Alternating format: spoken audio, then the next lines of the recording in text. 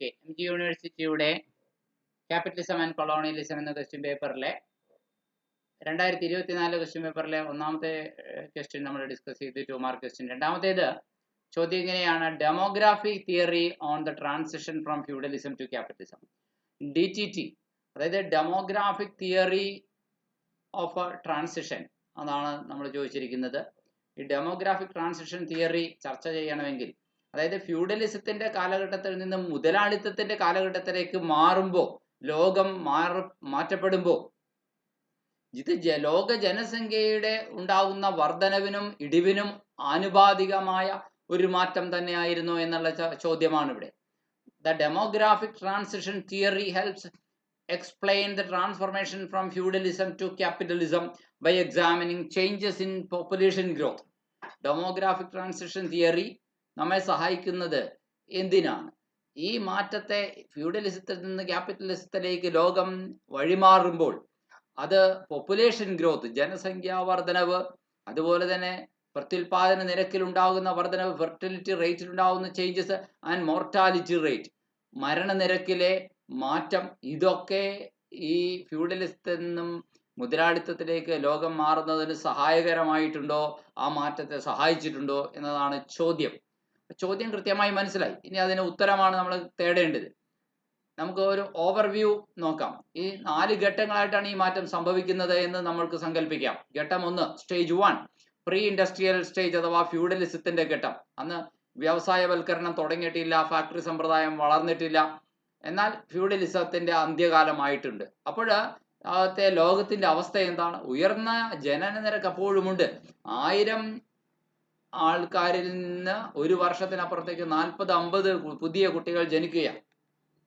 അത് ബർത്ത് റേറ്റിന്റെ കാര്യത്തിൽ വലിയ കണക്കാണ്. 1000 ആളുകളിൽ നോക്കുമ്പോൾ പുതിയ 40 കുട്ടികൾ അല്ലെങ്കിൽ 50 കുട്ടികൾ, ജനസംഖ്യ 1050 അല്ലെങ്കിൽ 1040 എന്ന രീതിയിൽ വരുന്നു. ഒപ്പം തന്നെ മരണം കാര്യമായി തന്നെ ഉണ്ടായിരുന്നു. 30-40 പേർ മരിക്കുന്നുണ്ടായിരുന്നു. ഇപ്പോൾ ജനന നിരക്ക് ഉയർന്നിരിക്കുമ്പോൾ മരണനിരക്കും ഏതാണ്ട് അതിനൊപ്പത്തിനൊപ്പം ഉയർന്നു നിൽക്കുന്നു. ഒപ്പത്തിനൊപ്പം അല്ലെങ്കിലും തൊട്ട് താഴെ മരണനിരക്കും സംഭവിച്ചുകൊണ്ടിരിക്കുന്നുണ്ട്. പോപ്പുലേഷൻ അതിവേഗം വളരുന്നുണ്ടായിരുന്നില്ല, എന്നാലും വളരുന്നുണ്ടായിരുന്നു. ലോ പോപ്പുലേഷൻ ഗ്രോത്ത് റേറ്റ് ഉണ്ടായിരുന്നു ആ കാലഘട്ടത്തിൽ. പക്ഷേ ആ പുരാതന കാലത്ത് ആരോഗ്യ പരിപാലനത്തിനൊന്നും പരിമിതികൾ ഉണ്ടായിരുന്നു, വിദ്യാഭ്യാസത്തിന് പരിമിതി ഉണ്ടായിരുന്നു, കുടുംബാസൂത്രണം, ഫാമിലി പ്ലാനിങ്ങിനൊക്കെ പരിമിതി ഉണ്ടായിരുന്നു. അത് ഫ്യൂഡലിസത്തിന്റെ കാലഘട്ടം അങ്ങനെ ആയിരുന്നു. സ്റ്റേജ് 2 എത്തുമ്പോഴേക്ക് എന്താ സംഭവിച്ചത്? അത് ഇൻഡസ്ട്രിയലൈസേഷന്റെ, വ്യവസായവൽക്കരണത്തിന്റെ ആദ്യഘട്ടമാണ്. അതായത് ട്രാൻസിഷൻ തുടങ്ങിക്കഴിഞ്ഞു. ഫ്യൂഡലിസത്തിൽ നിന്ന് ലോകം മുതലാളിത്തത്തിലേക്ക് മാറാനുള്ള ആ ചുവടുമാറ്റം തുടങ്ങിക്കഴിഞ്ഞു. ഇപ്പോഴാണ് മരണനിരക്ക്, ഡെത്ത് റേറ്റുകൾ കുത്തനെ ഇടിയുന്നത്. എന്തുകൊണ്ട് മരണനിരക്ക് ഇടിയുന്നു എന്നതിന് ഒരു കാരണം പറയാനുണ്ട്. ആരോഗ്യ രംഗത്തുണ്ടായ പുതിയ മാറ്റങ്ങൾ, improved health care, sanitation and living standards, ജനജീവിതം മെച്ചപ്പെടാൻ തുടങ്ങി, ശുചിത്വ സൗകര്യങ്ങൾ വർദ്ധിക്കാൻ തുടങ്ങി. ഇപ്പോൾ 1000 പേരിൽ പഴയതുപോലെ 40-50 കുട്ടികൾ പുതിയതായി ജനിക്കുന്നില്ല, വെറും 20-30 കുട്ടികളാണ് പുതിയതായി ജനിക്കുന്നത് എന്നുള്ളതാണ്. ബർത്ത് റേറ്റ് അങ്ങനെ നിൽക്കുമ്പോൾ തന്നെ നമുക്ക് വേറൊരു കാര്യം നോക്കാം. റാപ്പിഡ് പോപ്പുലേഷൻ ഗ്രോത്ത് ഉണ്ടാകുന്നുണ്ട്, അതുപോലെ തന്നെ അർബനൈസേഷൻ ഉണ്ടാകുന്നുണ്ട്. നഗരങ്ങളിലേക്ക് ഗ്രാമങ്ങളിൽ നിന്ന് ജോലി അന്വേഷിച്ചെത്തുന്നവരുടെ എണ്ണം വർദ്ധിക്കുന്നു. അങ്ങനെ അർബൻ ഏരിയയിലേക്കുള്ള പോപ്പുലേഷൻ്റെ കടന്നുവരവ് വരുന്നുണ്ട്, മൈഗ്രേഷൻ കൂടുന്നുണ്ട്. സ്റ്റേജ് 3 ലേറ്റ് ഇൻഡസ്ട്രിയലൈസേഷൻ്റെ ഘട്ടമാണ്. ബർത്ത് റേറ്റ് ഡിക്ലൈൻ ചെയ്യാൻ തുടങ്ങി, വിദ്യാഭ്യാസം പ്രചാരമായി, ഫാമിലി പ്ലാനിങ് വന്നു, അർബനൈസേഷൻ വർദ്ധിക്കുന്നു. ഇതിൻ്റെ ഫലമായിട്ട് അതായത് നഗരത്തില് കൂടുതൽ വർധനവ് എന്ന രീതിയിലാണ് 20-30 per 1000, 1000-ൽ 20-30 ആൾക്കാർ പുതിയതായി ഓരോ വർഷവും വന്നു ചേരുന്നു എന്നുള്ളത്. ഡെത്ത് റേറ്റ് അപ്പോഴും ഇടിഞ്ഞുകൊണ്ടിരിക്കുന്നു എന്നുള്ളതാണ്, ഡിക്ലൈൻ ചെയ്യുന്നു എന്നുള്ളതാണ്. കാരണം ആരോഗ്യരംഗത്തെ പുതിയ മാറ്റങ്ങൾ, പ്രയോജനകരമായ വൈദ്യശാസ്ത്ര പുരോഗതിയൊക്കെ ഉണ്ടാകുന്നതുകൊണ്ട് പോപ്പുലേഷൻ ഗ്രോത്ത് റേറ്റ് സ്ലോ ചെയ്യുന്നതായിട്ട് കാണുന്നു. ഇംപ്രൂവ്ഡ് ലിവിങ് സ്റ്റാൻഡേർഡ് ഉണ്ടാകുന്നു, എഡ്യൂക്കേഷൻ മെച്ചപ്പെടുന്നു, ഹെൽത്ത് കെയർ മെച്ചപ്പെടുന്നു. 4-ാം ഘട്ടത്തിൽ പോസ്റ്റ് ഇൻഡസ്ട്രിയൽ ഘട്ടം എന്ന് പറയുന്ന ക്യാപിറ്റലിസത്തിന്റെ ഘട്ടമാണ്. ഇവിടെ ബർത്ത് റേറ്റ് വളരെ താഴ്ന്നിരിക്കുന്നു, ലോ ഡെത്ത് റേറ്റും ഉണ്ടായിരിക്കുന്നു.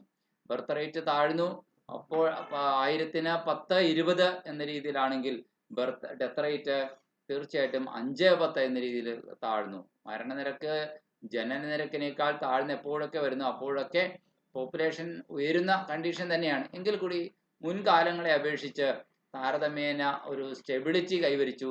Stable declining population growth rate. പോപ്പുലേഷൻ്റെ മുൻകാലങ്ങളിലെ അപേക്ഷിച്ച ആ ഗ്രോത്ത് റേറ്റ് അപ്പോഴും തുടരുന്നുണ്ട്, പക്ഷേ സ്റ്റേബിൾ ആയ ഒരു ഡിക്ലൈനിങ് ഇടിവ് കാണാൻ കഴിയുന്നുണ്ട്. ഇങ്ങനെയാണ് ഡെമോഗ്രാഫിക് ട്രാൻസിഷൻ നമുക്ക് പറയാം. അപ്പോൾ DTT suggest that demographic transition theory ഫ്യൂഡലിസത്തിൽ നിന്ന് ക്യാപിറ്റലിസത്തിലേക്കുള്ള മാറ്റത്തിന്റെ സമയത്ത് ജനസംഖ്യാ ഘടകങ്ങൾ എങ്ങനെ ബാധിച്ചു എന്നുള്ള തിയറി പറയുന്നത് as societies transition from feudalism to capitalism, സമൂഹം ഫ്യൂഡലിസത്തിൽ നിന്ന് ക്യാപിറ്റലിസത്തിലേക്ക് മാറുമ്പോൾ they experience significant demographic changes, അവർ ഗണ്യമായ ജനസംഖ്യാപരമായ മാറ്റങ്ങളെയും കൂടി അനുഭവിക്കുന്നുണ്ട്. ഇൻക്ലൂഡിങ് ഡിക്ലൈനിങ് മോർട്ടാലിറ്റി റേറ്റ്, അതായത് മരണനിരക്കിൽ കുത്തനെ ഇടിവുണ്ടാകുന്നുണ്ട്. Eventual decline in fertility rate, അപ്പോൾ ജനങ്ങളുടെ പ്രത്യുൽപാദന നിരക്കിൽ ആത്യന്തികമായ ഇടിവുണ്ടാകുന്നുണ്ട്. റാപ്പിഡ് അർബനൈസേഷൻ, ദ്രുതഗതിയിലുള്ള നഗരവൽക്കരണവും ജനസാന്ദ്രതയും ജനങ്ങളുടെ തിങ്ങിപ്പാർക്കലും ചേരികളുടെ രൂപപ്പെടലൊക്കെ ഇവിടെ ഉണ്ടാകുന്നുണ്ട്. Changes in family structure and social norms, കുടുംബത്തിന്റെ കൂട്ടുകുടുംബ സംവിധാനം മാറി അണുകുടുംബത്തിലേക്ക് ലോകം മാറുന്നുണ്ട്. ഫാമിലി സ്ട്രക്ചർ മാറുന്നുണ്ട്. സമൂഹത്തിന്റെ പതിവ് പരമ്പരാഗതമായ ആചാരക്രമങ്ങളൊക്കെ മാറുന്നുണ്ട്.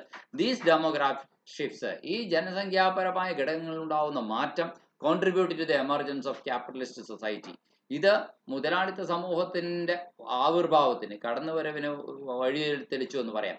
അതിന്റെ ക്യാരക്ടറൈസ് എന്തൊക്കെയാണ്? ഇൻഡസ്ട്രിയലൈസേഷൻ വരുന്നു, ടെക്നോളജിക്കൽ അഡ്വാൻസ്മെന്റ് വരുന്നു, ഗ്രോയിങ് അർബൻ മിഡിൽ ക്ലാസ് വരുന്നു, നഗരത്തില് വർദ്ധിച്ചു വരുന്ന മധ്യവർഗം രൂപപ്പെടുന്നു, increased access to education and health care, എല്ലാവർക്കും വിദ്യാഭ്യാസവും ആരോഗ്യ പരിപാലന രംഗത്തുമുള്ള കടന്നു ചെല്ലാൻ സാധിക്കുന്നു. Changes in social and economic structures, സാമൂഹ്യ സാമ്പത്തിക ഘടനയിൽ മാറ്റം വരുന്നു. ഇപ്പോൾ DTT അഥവാ ഡെമോഗ്രാഫിക് ട്രാൻസിഷൻ തിയറി നമ്മൾ മനസ്സിൽ വയ്ക്കുമ്പോൾ DTT is A simplified model. ശരിക്കും ആക്ച്വൽ ഡെമോഗ്രാഫിക് ട്രാൻസിഷൻ കൃത്യം ഇങ്ങനെയല്ല. പല ഗ്രാമങ്ങളിലും ലോകത്തിന്റെ നാനാഭാഗങ്ങളിലും അത് വ്യത്യസ്തമായ രീതിയിലാണ്. എങ്കിലും ഇത് ഒരു ഏകദേശ മോഡൽ എന്ന് വേണമെങ്കിൽ പറയാം. മൂന്നാമത്തെ ചോദ്യമാണ് 2024 ക്വസ്റ്റ്യൻ പേപ്പറിൽ നമുക്ക് ഇനി സോൾവ് ചെയ്യാനുള്ളത്. European imperialism in India. ഇന്ത്യയിലെ യൂറോപ്യൻ ഇമ്പീരിയലിസം എങ്ങനെയാണ് സ്വാധീനിക്കുന്നത് എന്ന ഉത്തരം.